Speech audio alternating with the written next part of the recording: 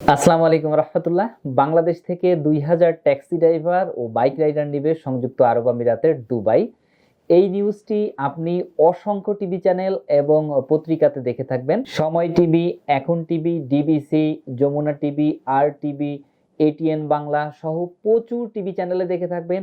অসংখ্য পত্রিকা রয়েছে, তার মধ্যে সমকাল, বাংলাদেশ প্রতিদিন, কালবেলা, 52 টিভি, সুন্না BD, Sukhobor, R TV online, Dhaka post, Bangla tribune, Bangla news 24, the Bangladesh moment, প্রতিদিনের বাংলাদেশ, এরকম অসংখ্য নিউজ চ্যানেল যেগুলোর স্ক্রিনে আপনারা স্ক্রিনশট দেখতে পাচ্ছেন, যে প্রত্যেকটা চ্যানেল নিউজ করেছে যে বাংলাদেশ থেকে অসংখ্য ড্রাইভার নিবে।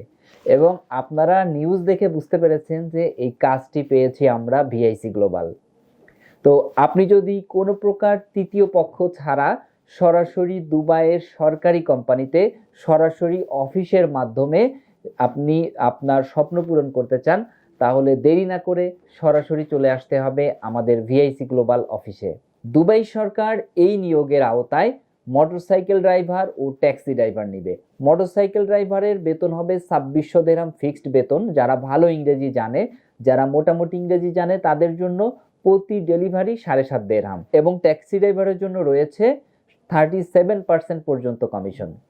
তো আকর্ষণীয় এই জবে যেতে চাইলে অবশ্যই আপনাকে আসতে হবে ভিআইসি গ্লোবালের কাছে, এবং সরাসরি সরকার অনুমোদিত রিক্রুটিং এজেন্সি আমরা, এবং যার প্রুফ এবং আমরা যে ভিসা পেয়েছি যার প্রুফ আপনারা কিন্তু অনলাইনে সব দেখতে পাচ্ছেন।